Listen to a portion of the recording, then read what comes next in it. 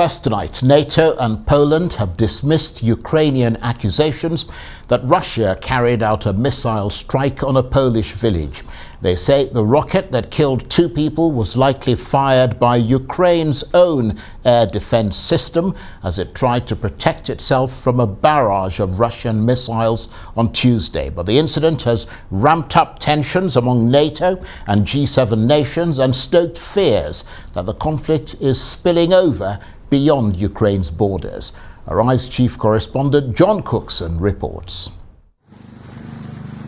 Poland's military is on high alert after a deadly missile strike on a village near the border with Ukraine. The big question of who caused such devastation and deaths was answered today after an emergency NATO meeting. An investigation into this incident is ongoing, and we need to await its outcome. But we have no indication that this was the result of a deliberate attack. And we have no indication that Russia is preparing offensive military actions against NATO. Our preliminary analysis suggests that the incident was likely caused by a Ukrainian air defense missile fired to defend Ukrainian territory against Russian cruise missile attacks. But let me be clear, this is not Ukraine's fault. Russia bears ultimate responsibility as it continues its illegal war against Ukraine. World leaders at a summit in Bali held an emergency meeting of the G7 group after news of the explosion in Poland broke and yesterday's rocket attacks by Russia on Ukrainian cities.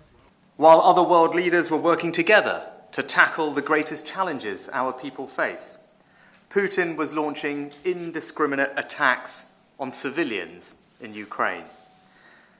In the wake of these attacks, today we held an urgent meeting of allies to underscore our solidarity with Ukraine and Poland. I also spoke to Polish President Duda this morning to offer my wholehearted support and assurance that the United Kingdom stands steadfastly behind him and his people at this worrying time. We should all be clear, none of this would be happening if it weren't for Russia's invasion of Ukraine. Tonight, 10 million Ukrainians are without electricity after the latest wave of Russian rockets. Rolling blackouts, the new normal. John Cookson, Arise News. And Arise chief correspondent John Cookson joins me now from London, where he's monitoring developments. Good to see you, John. So, Ukrainian air defense missile, Russian made but fired by Ukraine. That's the probability, but it's still too early to say absolutely with any certainty.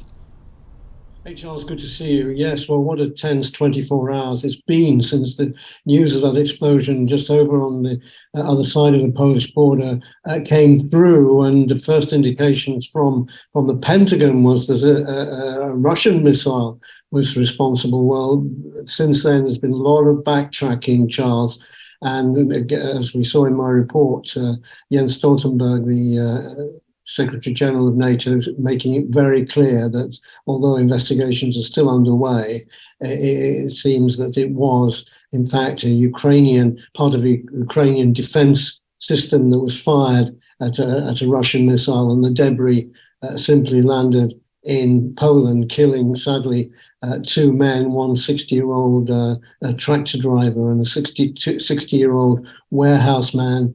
Both family men, and so what a tragedy it is for them. But Jens Stoltenberg making it plain that it was not a deliberate attack by Russia, nor is there any evidence that Russia is planning to attack NATO. So where does that leave us tonight? Well, as I say, tensions have subsided, but, Charles, there's a real war of words going on at the moment between Ukraine and Poland.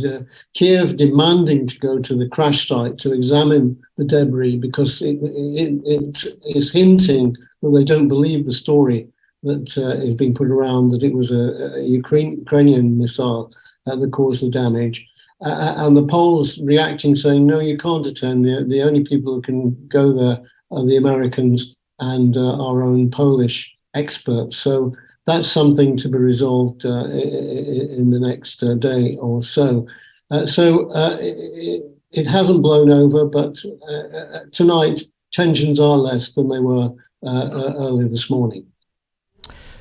Yes, well, that rather answers the question about, I was going to ask you about what you make of Ukraine's response, because, I mean, Kyiv was very quick to blame Russia and to call for NATO to get involved. But I imagine, John, that amongst NATO officials, I mean, there's probably a big sigh of relief, because had this turned out to be some kind of deliberate Russian action, then NATO would have had to respond.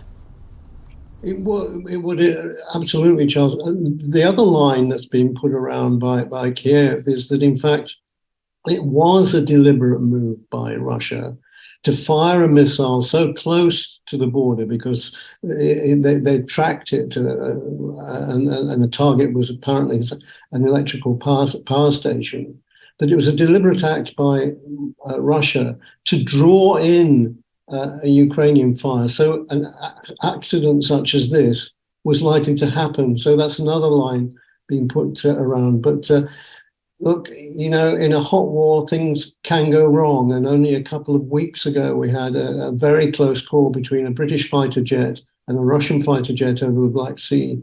And it was resolved without either shooting each other down. But, you know, rockets are not precise things, and as we've seen in the last 24 hours, they can go astray. And so there has to be a worry that something like this could happen again in this war environment. Absolutely, John. I mean, it highlights the dangers of this ongoing conflict in Ukraine. But whatever we eventually learn about this attack, it did come as Russia launched this enormous bombardment on Ukraine, didn't it? Yes, and Jens Stoltenberg made reference to that. And indeed, as the G20 wrapped up in Bali tonight, there was a declaration from all 22 nations calling for a complete withdrawal of Russian forces from Ukraine. And that was also endorsed by China, a so-called Russian ally. So I think that's a significant move by the G20.